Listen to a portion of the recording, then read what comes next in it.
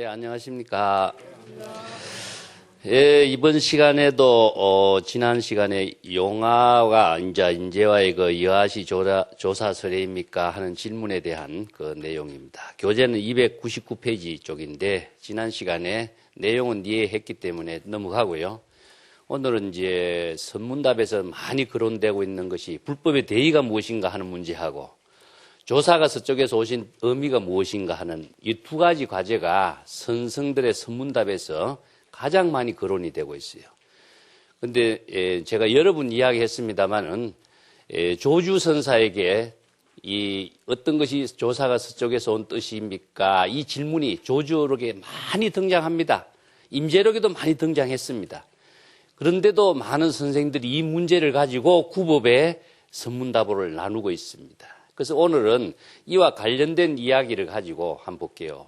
지금까지는 임재어록에서 조사가 서쪽에서 온 뜻이 무엇입니까? 질문하니까 임재는 뭐라고 했습니까? 의지가 있으면은 자구분료다. 자기 스스로도 구제하지 못한 존재다. 여기서 자기 스스로는 누구냐 하면은 달마 자신도 스스로 구제하지 못한 존재라는 의미입니다. 무슨 의미인지 아시겠죠?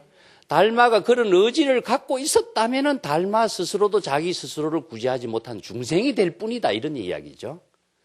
의지가 있어서는 안 되겠죠. 그래서 이 용화선사도 때리는 것은 때리는 건 좋다. 그렇지만은 의지는 없다. 의지가 있으면은요, 달마도 죽어버리고 임재도 죽어버리고 용화도 죽어버려요. 그래서 선 공부하는 사람들이 모두가 의지가 있는 것처럼 생각하는 것이 바로 중생심에 떨어진 사실을 모르고 있습니다.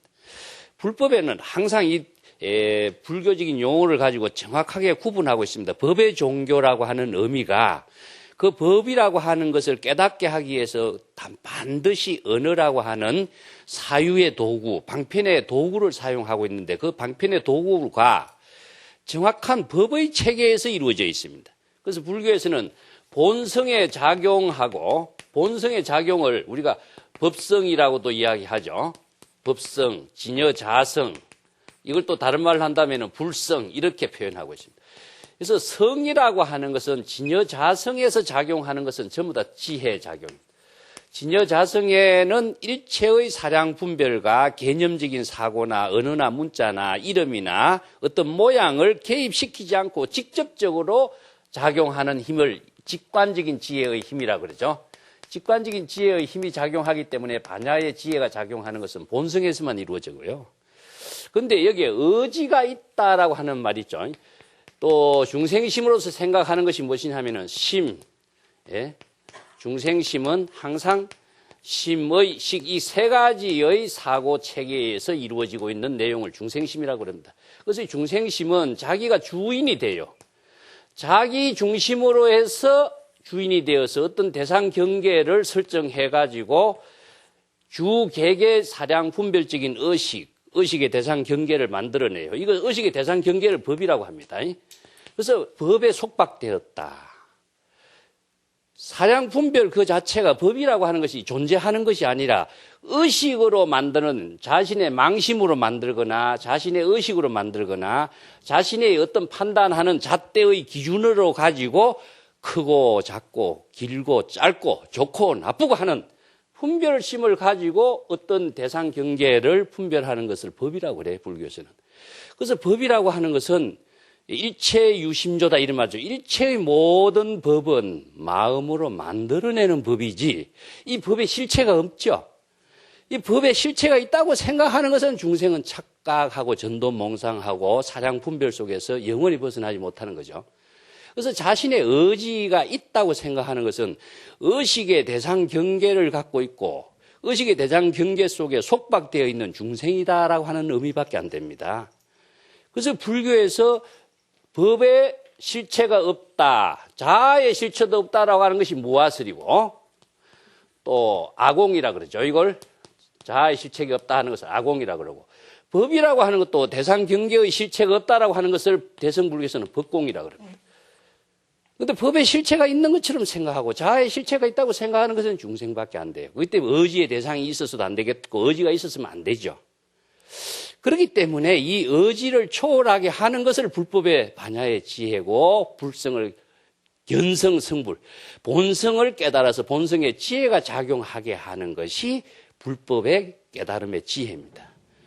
근데 여기에 우리가 법이 없다라고, 법의 실체가 없다라고 경전에서 그렇게 많이 주장하고 있는 내용들이 금강경에서는 뭐라고 합니까? 여몽, 환, 포, 영 이렇게 이야기하죠. 그런데도 금강경을 아무리 애우고 있어도 실제로 자기 생활 속에서는 이 지혜를 작용하지 못하는 것은 왜일까? 그래서 알고 있는 거하고 자기가 지혜를 작용하는 거하고는 달라요.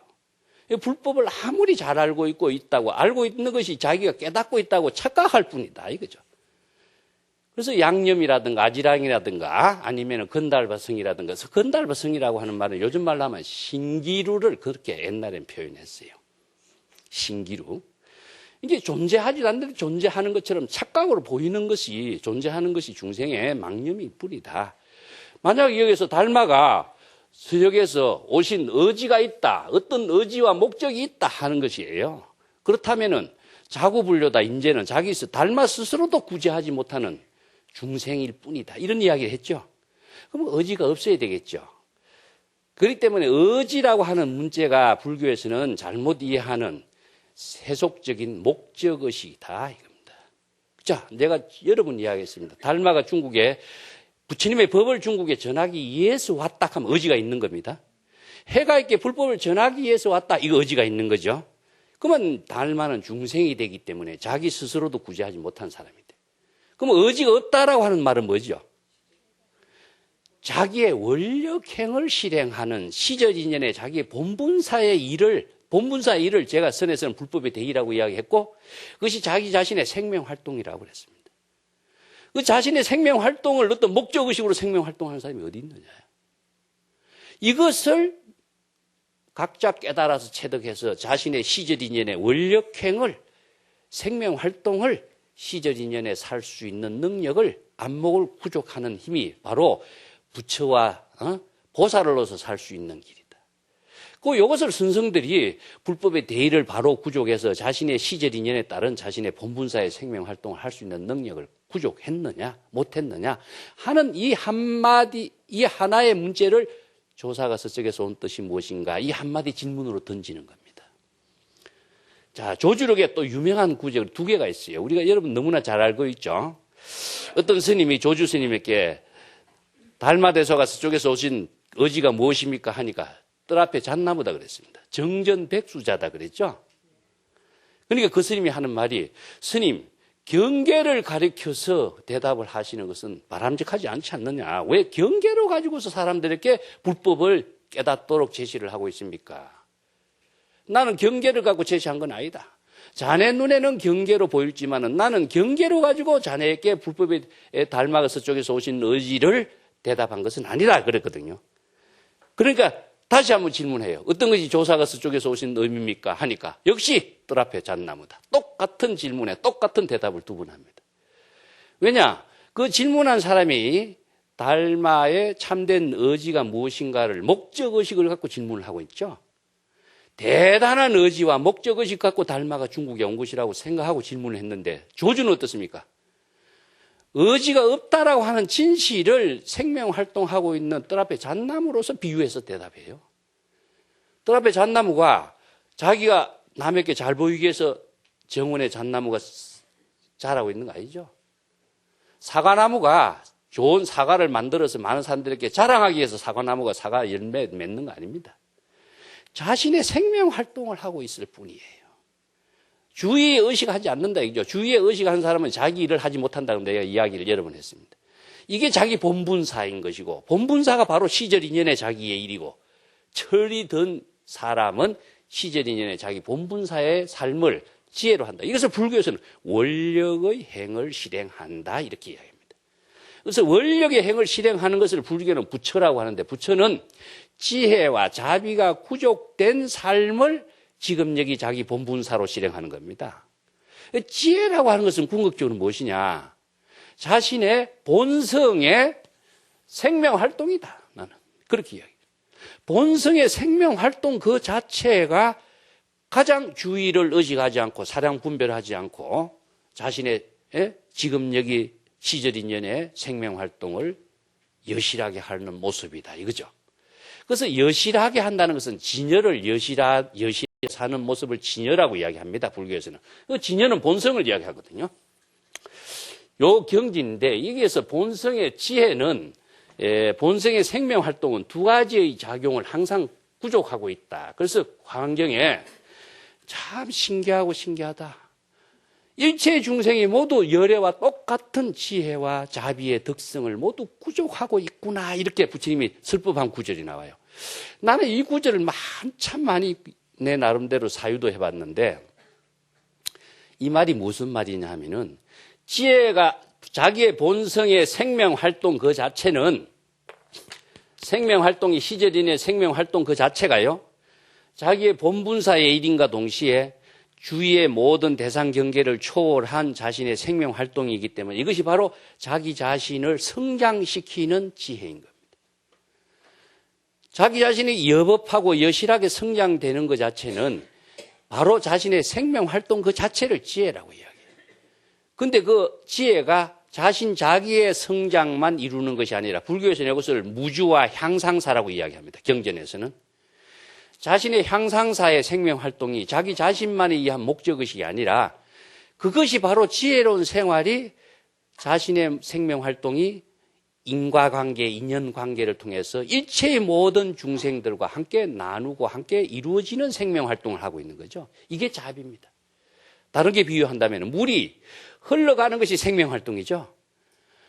나무가 성장하고 있는, 호흡하고 성장하고 있는 것이 생명활동인데 그것에 의해 가지고 자신의 지혜로운 삶이 이루어지고 호흡을 통해서 나누는 모든 그 에너지가 일체 만물과 함께 나누어지는 것이 자비고 물이 흘러가는 생명활동 속에서 맑아지는 힘이 작용하고 있고 맑아지는 그 물의 흐름이 자기 자신을 위한 목적이 아니죠.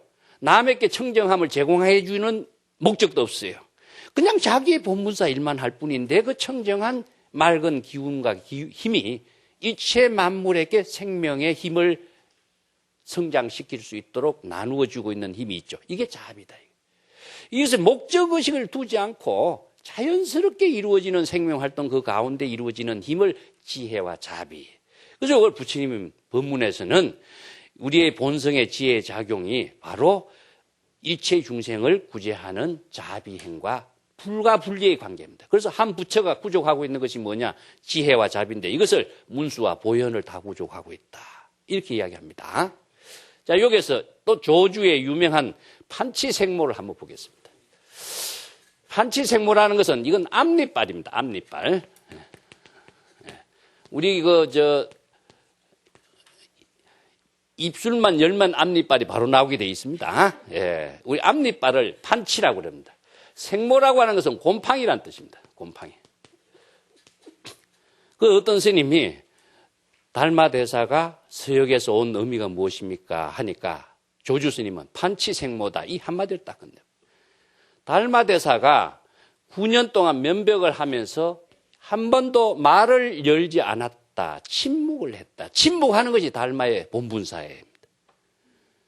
아시겠죠? 침묵을 하다 보니까 앞니빨에다가 곰팡이가 생겼다. 침묵하고 있는 달마의 본분사의 모습을 판치생모라고 이야기한 겁니다. 이것을 아무리 의심한다고 이 문제 해결되겠어요? 이 문제가 해결됐다고 불법의 대의를 깨닫게 되겠어요? 지혜로 깨달아야 되고 지혜로 사유해야 되고 지혜로서 자신의 능력을 구족하는 것이 참선 공부의 의미예요. 그 의심이라고 하는 것 자체는 자신이 그러한 구도적인 문제의식을 의심이라고 하는 것이지 단순한 의심은 중생심에 떨어져서 번뇌 망념에 업을 짓는 일밖에는 없습니다. 그래서 이제 임재가 뒤에는 자선하고 있는 수자하고 졸음에 떨어져 있는 임재하고 이야기를 황벽이 경책하고 있는 부분도 나와요. 진정한 자선은 무엇이고 진정한 졸음의 의미는 무엇인가 하는 것도 이제 선문답을 통해서 나옵니다.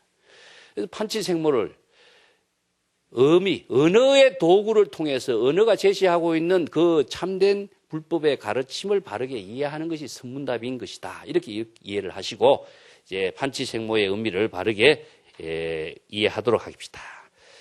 그래서 이제 침묵이라고 하는 말에 내가 지난 인물을 이야기했습니다. 서가가 마을타국에서 성도한 이후에 문을 닫고 해서 침묵을 지킨 일이 있죠. 3~7일간. 유마의 침묵이라든가 선성들이 양구라고 해서 말을 하지 않고 잠시 이렇게 머무르고 있는 모습이라든가 이게 다 침묵이라고 하는 것은 말을 하지 않는다고 해서 사량 분별에 떨어진 건 아니죠. 자기의 본분사의 지혜 작용이 지금 여기에 시절 인연의 본분사가 침묵을 통해서 자신의 경지를 보여주고 있는 거다 이겁니다. 자신의 삶의 그 모습의 한 부분을 시절 인연의 본분사의 모습을 보여주고 있는 것이 침묵인 것이지 말을 단순히 하지 않는다 이렇게 생각하면 안 됩니다. 예. 그 다음 단 넘어가겠습니다. 이제 선문답에 갈 길이 좀 많아서 좀 빨리 진행하겠습니다. 교재 302페이지 보면은 임재 스님이 경산에 이제 가서 경산에 그 당시에 선지식으로 활동하고 있는 스님에게 이제 법거량하고 있는 내용입니다. 이 내용은 경산이라고 하는 것은 중국에 송대에 가면 오산 10차리라고 해서 국립사찰로서 정해지고 가나선의 대성자라고 하는 대종고선사가 이 경산에서 주지를 했고 경산은 대대적으로 우두종의 뛰어난 선성들이 많이 살았고 경산이 중국 선원의 도량으로서는 유명한 곳입니다. 그런 전통이 있는 곳인데 임재 황벽의 시대에 경산의 선지식으로 역할했던 분이 누군지는 모르지만은 황벽 스님이 제자 임재를 보내가지고 경산의 선지식을 한 분 법거량 한번 해보라. 이거 보내고 있는 겁니다. 그 내용을 이제 기록한 것인데 한번 보겠습니다.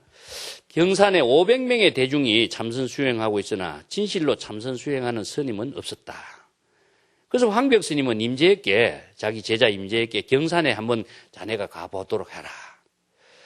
가서 이제 그 경산의 선지식을 한번 친견하고 거기에 불법의 수행을 어떻게 제대로 하고 있는가 한번 점검해 보라. 이런 의미죠. 그리고 그대는 경산에 가서 그러면 어떻게 그 선지식에게 법문을 법거량을 하겠는가. 경산에 가서 어떤 자신의 지혜의 안목을 제시할 것인가 한번 나에게 한번 이야기해 보라. 이러니까 임재는 저는 제 나름대로의 자신의 방편이 있습니다. 내 나름대로의 방편을 가지고 한번 해보겠습니다. 이런 의미죠. 그래서 선성은 독자적인 지혜가 있으면 독자적인 시절 인연에 따른 방편 법문이 나와야 돼요. 남의 방편 법문을 흉내내는 할이라든가 방망이라든가 흉내내는 것은 의미가 없다 이거죠. 그렇기 때문에 독자적인 시절 인연에 본분사의 작용을 할 수 있는 능력을 이제 임재는 가지고 있다 이 이야기.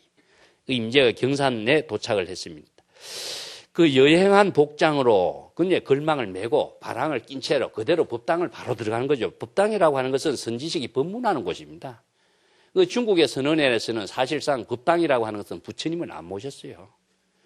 선지식이 거기에서 바로 부처님과 같은 지혜를 가지고 대중을 지도하고 법문을 하는 곳이기 때문에 법당에 바로 올라갔습니다. 그래서 경산의 그 선지식을 만났는데 경산의 그 선지식 스님이 얼굴을 들어 올려서 이렇게 맞이하려고 하는 그 순간에 임재심은 곧바로 고함을 쳤다. 할을 해버린 겁니다. 여기서 뭐 하려고 하다라고 하는 여기에서 의지적인 작용이 들어간 모습을 보고 임재가 할을 해버려요. 그 의지적인 작용은 의심적샤라고 내가 여러 번 이야기했습니다. 사량 분별적인 작용이 이루어지고 있는 모습을 의라고 표현해요. 선어록에서는. 요건 이제 행동으로 언어라든가 행동으로 나타내려고 하는 그 모습을 이제 표현하는데 의라고 하는 뭐 하려고 하다 이런 뜻이죠. 그 번뇌 망념이 작용하면은 벌써 진여의 지혜와는 어긋나게 된다 해서 의라고 하는 것은 뭐 하려고 하다, 얼굴을 들려고 하다, 주장자를 들려고 하다 이런 작용이 지금 막 분별적인 작용이 시작되고 있을 때 임재는 그것을 바로 간파하고 할을 해버린 거죠. 이게 이제 임재가 제시한 방편이라고 할 수 있습니다. 이제 경산 스님을 입을 열려고 하자 임재는 소매를 떨쳐버리고 그냥 문 앞을 나와버렸어요. 더 이상 스님의 식견을 내가 더 이상 친견할 의미가 없습니다. 친견할 만한 선지식이 아니다 이겁니다. 그리고 일체의 사량분별적인 입을 열려고 하는 사량분별적인 사고를 벗어나야죠. 사량분별 떠나서 바로 직관적으로 자신의 방편의 지혜의 법문을 펼쳐야 되는데 주저주저 하는 모습이 벌써 자신이 없고 독자적인 방편이 없는 모습이 바로 임재의 눈에 바로 들켜버린 거죠. 이렇게 안목 없는 사람하고 더 이상 나눌 필요가 없다 하면서 소매를 떨쳐버리고 법당 밖을 나와버렸다. 이런 이야기입니다. 뒤에 어떤 스님이 이제 경산에게 질문을 했어요. 그 선지식에게. 저 수행자가 임재를 지칭하는 말입니다. 조금 전에 무슨 말을 하고 곧장 화상에게 고함을 치고 나갔습니까? 하니까 경산 스님이 말하기를 저 수행자는 황벽 스님의 문화에서 왔는데 그대가 그러한 사실을 알고 싶으면 직접 그에게 물어보라. 이렇게 대답해요. 자, 그 후에 경산의 그 500여 명의 대중은 절반이나 모두 다 흩어졌다. 이런 이야기인데 왜 흩어졌을까요? 여기에 경산이 말하고 있는 마지막 저 수행자, 즉 임재를 지칭한 말이죠. 임재라고 하는 인물을 지금 지칭하고 있어요. 경산이라는 선지식의 안목이 있으면은 임재라고 하는 인물을 대상 경계로 지칭하면 안 돼요. 벌써 대상 경계에 떨어졌죠. 그리고 또 두 번째는 그 임재라고 하는 사람은 황벽의 문화에서 온 사람이다. 즉 황벽의 존재, 임재의 존재, 어디에서 온 장소의 거리, 모든 것이 지금 대상 경계로 지금 보고 대화를 하고 있죠. 이게 바로 안목 없는 모습이 바로 드러난 거예요. 그래서 선지식으로서 안목 없는 선지식이니까 임재선사에게 가서 물어보라고 이렇게 말을 돌려버린 거예요.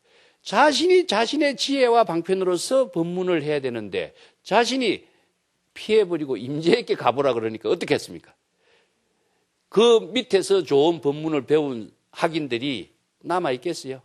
다 흩어져 버렸다. 이런 이야기입니다. 그런데 경산에는 진짜 훌륭한 선지식들이 많았는데 우두종 계통의 인물들이 많이 나옵니다.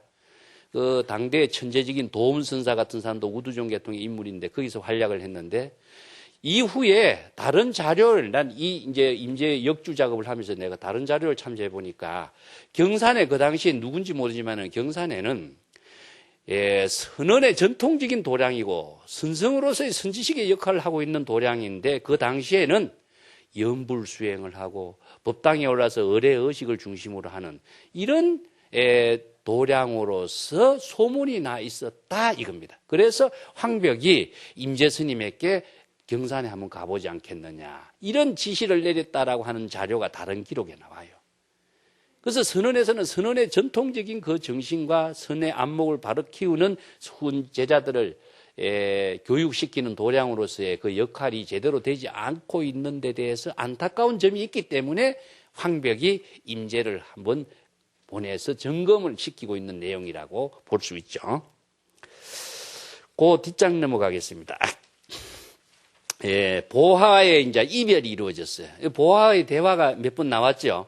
이 보화선사에 대해서는 지난번에 언급했습니다만은 앙산해적이라고 하는 사람이 보화와 임재와의 만남에 애언을 한 부분이 뒷장에 나오고 있습니다. 그건 뒤에 가서 다시 한번 참고하기로 하고 오늘은 교재 304쪽에 보화의 그 입적에 대해서 그건 한번 보겠습니다. 보화 스님이 하루는 시내 거리에서 사람들에게 뭐 하느냐면 나에게 성복을 한 벌 해주시오. 이게 지기도자라는 말인데 이것은 옷입니다. 성복. 나에게 성복 한 벌 해주시오. 하니까 사람들이 모두 성복을 이렇게 만들어 주었는데 보화 스님은 모두 그런 성복은 필요 없습니다. 이렇게. 그래서 임재 스님이 그 말을 듣고서는 원주를 시켜서 관을 하나 사오게 했어요. 관이라고 하는 것은 사람이 죽게 되면은 그 송장을 넣는 관을 말합니다. 그 임재가 그 옷이 어떤 옷을 요구하는가 임재는 알아챈 거죠. 그래서 관을 하나 사가지고 와서 보화 스님에게 주었습니다. 보화 스님이 절에 왔을 때에 임재 스님이 말했어요. 내가 그대를 위해서 성복을 한 벌 만들어 놓았소. 그럽니다. 사실 이 말은요, 임재가 주인공이 됐기 때문에 이런 말을 쓰지만은 임재를 어린애 취급하고 있는 보화입니다. 보화가 연령상으로도 더 많고 그런 입장으로 이해를 해야 됩니다. 그렇지만 이건 임재가 주인공이니까 이렇게 하는 말이에요. 내가 그대를 위해서 성복을 한 벌 준비해놨소. 하니까 보화 스님은 곧바로 그 관을 짊어지고 거리로 돌아다니면습니다. 그리고 말하기를 임재가 나를 위해서 성복을 한 벌 만들어 주었네. 나는 동쪽 대문에 가서 이 세상을 하직하겠다. 그 관을 짊어 다니니까 그런 말 하죠. 이게 많은 사람들이 보화의 입적을 보기 위해서 다투어 따라가 보았지만 보화심은 또 사람들이 많이 모니까 나는 오늘 안 가겠다. 내일 남쪽 대문에 가서 세상을 하직하겠다. 이렇게 했어요. 이렇게 이제 3일 동안 이제 돌아다니고 외치고 다니니까 모두 사람들이 또 거짓말 하는구나. 믿지 않아 버렸습니다. 예, 그러니까 4일째가 되는 날 사람들이 보화 스님을 따라다니지 않는 모습을 보고 홀로 성 밖에 나가서 자기 스스로 관 속에 들어가 길 가는 사람에게 관 뚜껑에 못질해 줄 것을 이렇게 부탁을 했다. 그리고 이 소식이 이제 시내 즉시 사람들에게 알려지게 되니까 시민들이 다투어서 관 뚜껑을 열어보니까 보화의 몸 전체가 완전히 없어졌더라. 이게 보화의 전신탈거라 그럽니다. 온 몸이 완전히 없어졌다. 이 전신탈거가 사실상 신비적인 어떤 사고죠, 그죠? 예, 전신탈거라. 이 탈거라고 하는 말은 사실 온몸 그대로가 완전히 해탈의 경지를 그대로 표현하는 것을 탈거라고 합니다. 이게 우리가 어떤 부분만 해탈이라고 하는 것은 마음만 해탈이라든가 이런 것들이 아니고 선성들의 완전한 열반, 완전한 열반의 경지를 중국 사람들은 전신탈거 이런 말을 씁니다. 다른 의미로는 무엇이냐 하면은 완전한 자치를 남기지 않는다 해서 몰종적이라고도 표현해요. 그 선성들의 모든 행적이 몰종적이다.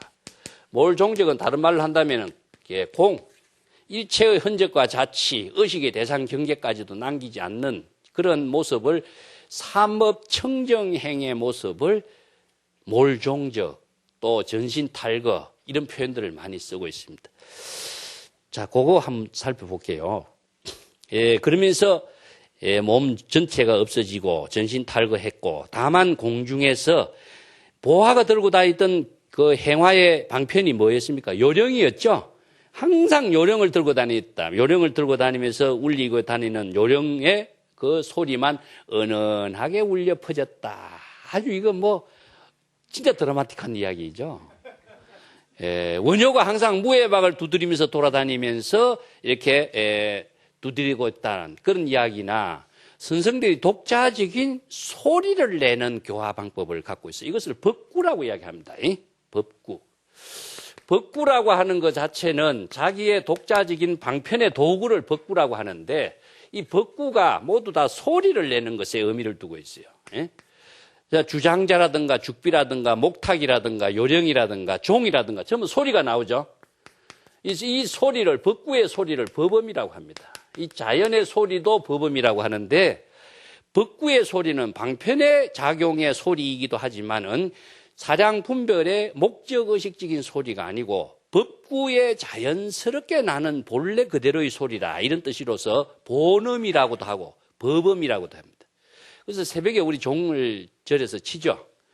그래서 이 종소리가 그대로 방편의 일체의 모든 시방 3세의 중생이 깨달음을 이룰 수 있는 인연을 제공해주는 방편의 소리입니다. 그래서 내가 전에도 이야기했습니다. 문종성 번뇌단 이 종소리를 들으면은 바로 듣는 그 지혜 작용, 자각적인 작용에 의해서 일체의 번뇌 망념이 다 소멸되고, 지혜는 정장되고, 깨달음은 이루어지고, 지옥의 모든 중생심의 업의 모든 것은 다 소멸되고, 3계, 욕계, 색계, 중생의 중생 3계의 윤회에서 모두 소멸되고, 불도를 위해서 일체 중생을 구제하는 원력행이 함께 이루어진다. 이런 개성이 있어요. 이것이 바로 종소리 한번 딱 들음과 동시에 이렇게 이루어지는데 그 종소리는 무엇이냐? 중생의 심을 죽이는 살인도가 되고 지혜를 정장시키는 활임금이 되죠. 그래서 이제 제가 전에 열반경의 이야기, 도덕구 이야기를 했습니다.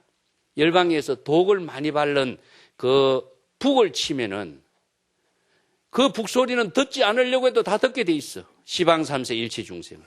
그 종소리, 북소리를 듣게 되면은 듣는 지혜 작용에 의해서 번뇌 망념이 모두 다 소멸되고 바로 깨달음을 이루게 되는 그 인연을 제시해 주는 것을 벅구를 울린다 이런 말씀입니다. 그래서 보아는 항상 요령을 들고 다니면서 소리를 들렸죠. 그래서 이 보아가 전하는 벅구의 소리가 공중에서 은은하게 울려 퍼지는 그 모습이 뭐냐? 보아의 법신의 지혜 작용의 모습이다. 그 보아가 사실상 얼굴과 모습으로서 이 세상에 자신의 역할을 하는 건 아니었죠. 명상을 초월한 경지에서 작용한 보아의 행화는 법신의 지혜 작용, 그 요령을 흔들면서 법음의 소리로서 일체 중생을 구제한 역할, 이것이 보아의 본분사였고 자신의 원력행위였죠. 그것을 지금 이렇게 전설적으로 기록을 한 것인데, 여기 이런 사례가요, 중국에는 도교적인 정신이 많이 가미되어 있습니다. 사실을 기록한 것은 어록이라고 했지만 어록을 기록한 사람은 누구였습니까? 제3자라고 그랬죠. 제3자가 기록하면서는 뭘 참고하겠겠어요? 그 당시에 중국인이 이상적으로 생각했던 모든 정신을 여기에다가 자연스럽게 가미시키면서 기록하지 않을 수가 없어요. 자, 여기에서 공간, 이게 뚜껑을 열어보니까 사람은 없어지고 빈 관만 남아있다 이거죠. 빈 관만 남아있는 모습이 중국의 태평광기라든가 포박자 같은 데도 보면은 이런 기록이 가끔 나와요. 신선이 보통 보면은 자취나 흔적이 없고 어디로 갑니까? 학을 타고 허공을 날아가는 이야기죠. 그 황학루 이야기도 있죠. 황학루 이야기 제가 전에 한번 했습니까? 중국인들은 도교의 이상적인 삶이 무엇이냐면 신선이 되는 거였어요. 불교의 정신이 들어오기 전에는 지상의 모든 삶은 너무나 허무한 것이기 때문에 지상의 삶을 초월해서 살 수 있는 이상적인 세계가 무엇이냐 하면은 학을 타고 천상에 가는 겁니다. 그래서 우리나라에도 학을 상징하는 마을이 한 군데 있는데 지리산 청학동이라고 하는 데가 있죠. 우리나라도 그런 신선사상이 남아있는 데입니다. 그래서 이 공간을 남긴다라고 하는 말은요, 포박자가인데 이소군이라고 하는 전이라든가 많이 기록이 있어요. 이 신선, 도사들이 궁극적으로는 신선이 되어가는 모습, 이런 이상세계를 표현하고 있는 그 기록들이 많이 있습니다. 달마가 집신 한 짝을 들고 갔다 이런 이야기도 있죠. 이것도 중국적인 사고에서 기록된 거죠. 집신 한 짝을 남기고 갔다는 기록도 고성정 같은 데 많이 등장돼 있어요. 불가사의한 경지의 지혜를 작용하고 있는 자취나 흔적을 남기지 않는 그런 모습, 그것을 가지고자 집신을 한쪽 남긴데 남긴 그 모습이 불가사의의 상징으로 제시해주고 있는 거죠. 황학루 이야기 같은 것은 중국인들의 이상인 거예요. 신시할매라고 하는 술집을 경영하는 사람이 있어요. 무창이라고 하는 중국의 이제 양자강 주변에 유명한 한 구렁이 있었는데 거기에 신시할매가 술집을 경영해요. 그래서 지나가는 사람들이 항상 술을 한 잔 먹어가고 이렇게 주막에 다녀갔는데 어떤 노인네가 한 사람 항상 말도 없이 이제 돈도 내지 않고 술 한 잔 달라고 하면은 그 신시할매가 항상 술을 한 잔씩 대접한 거예요. 그러니까 신시할매도 아무런 생각 없이 무심하게 술 대접하고 그 할매도 그냥 편안하게 술 한 잔 먹고 가고 이렇게 소시 없이 있는데 어느 날 하루는 안 와요. 그 신시할매가 기다리다 보니까 한참 만에 왔어. 그래서 술 한 잔 달라고 해서 술 딱 주니까 이 할배가 자기가 갖고 있던 밀감을 이렇게 따서 술 안주를 하고 밀감 껍데기를 척척척 손으로 접더만은 한 마리 학을 만들어 놨어. 그 학을 어디 벽에다 딱 붙여놓고 그냥 자기는 가버린 거예요. 전설입니다, 이야기가. 그러니까 그 많은 사람들이 술집에 얼마나 많은 사람들이 왔다 갔다 왕래를 해요.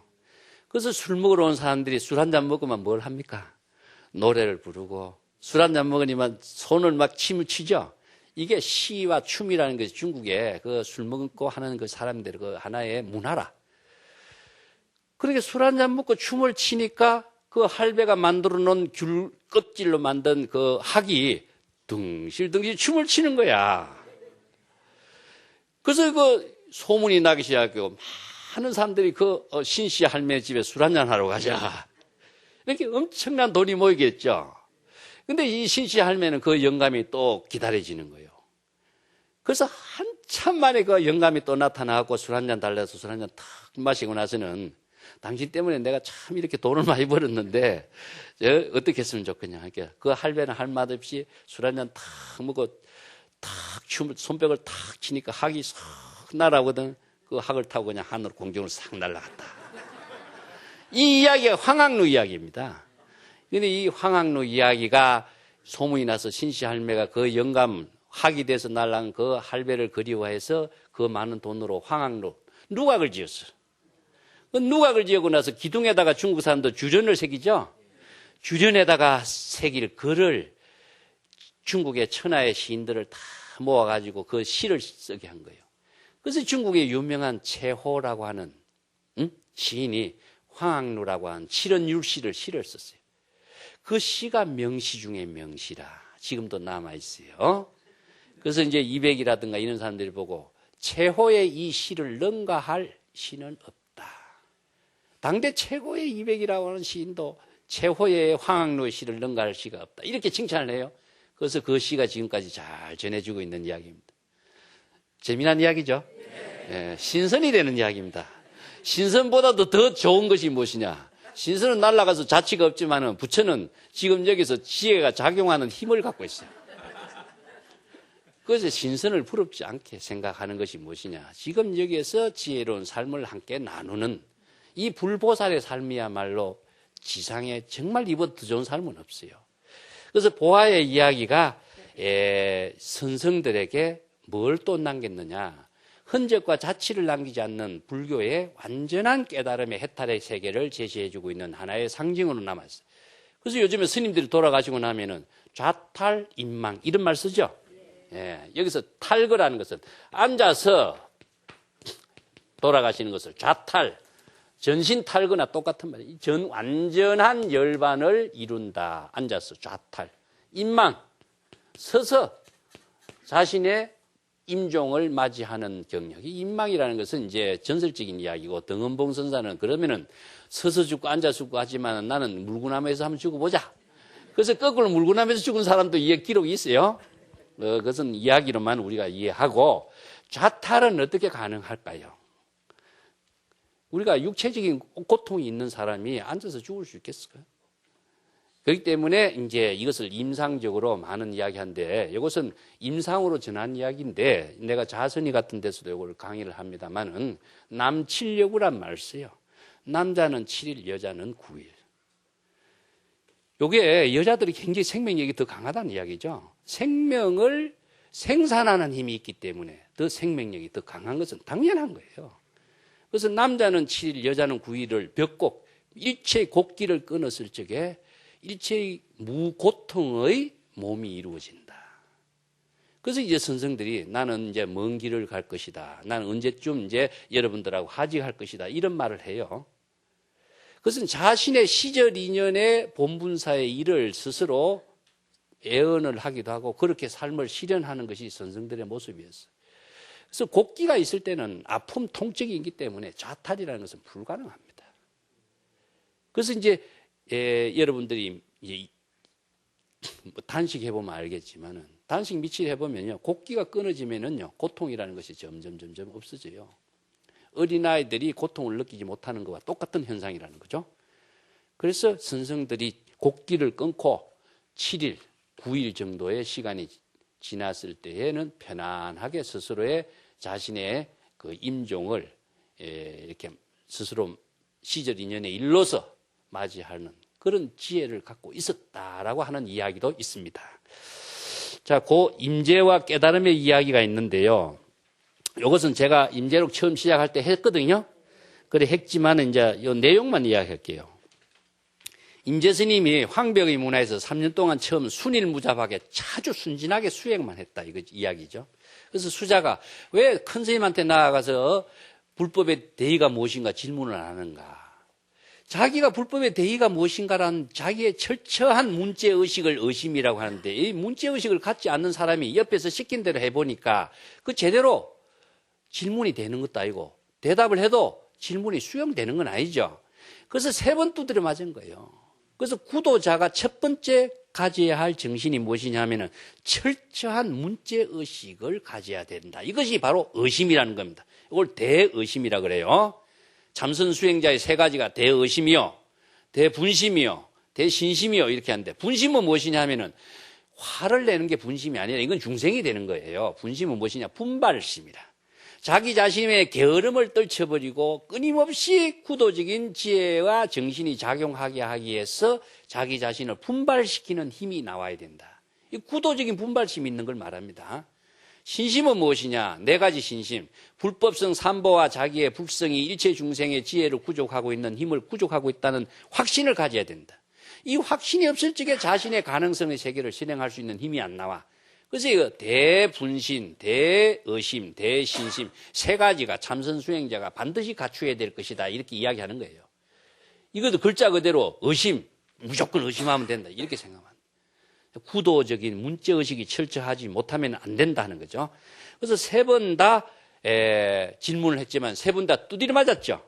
두드려 맞은 것도 황벽이 그냥 때리고 싶어 때린 것이 아니라 방망이로 때리는 그 지혜 작용 그 자체가 불성의 대의인 겁니다.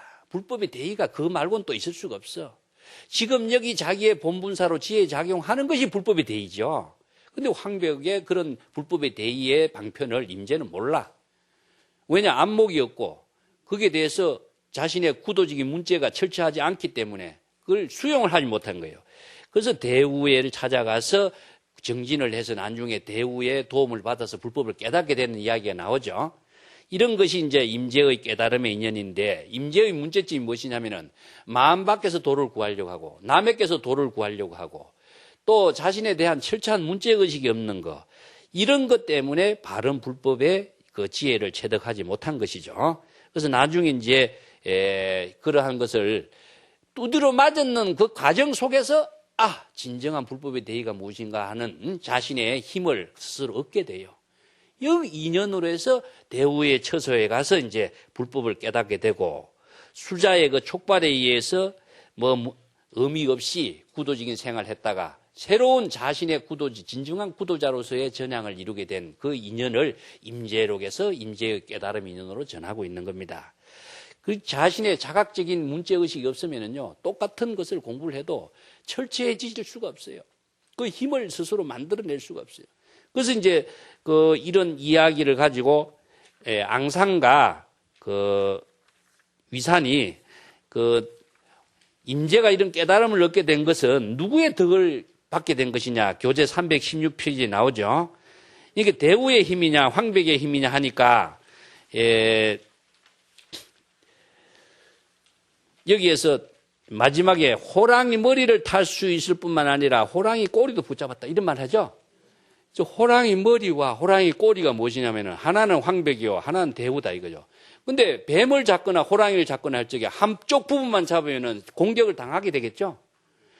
뱀의 머리를 붙잡아도 꼬리가 공격할 것이고 꼬리를 붙잡아도 머리가 공격할 것이고, 그래서 꼬리와 머리를 다 한꺼번에 장악할 수 있는 것은 무엇이냐? 황벽의 불법과 대우의 불법을 완전히 장악해서 자기의 불법으로 도둑질한 사람이다 이 말입니다. 그런 능력을 갖춘 사람이니까 황벽의 힘과 대우의 힘을 모두 다 갖춘 임재의 힘을 얼마나 세요. 이것을 지금 위산과 앙산이 임재의 평가를 이렇게 해준다라고 하는 겁니다.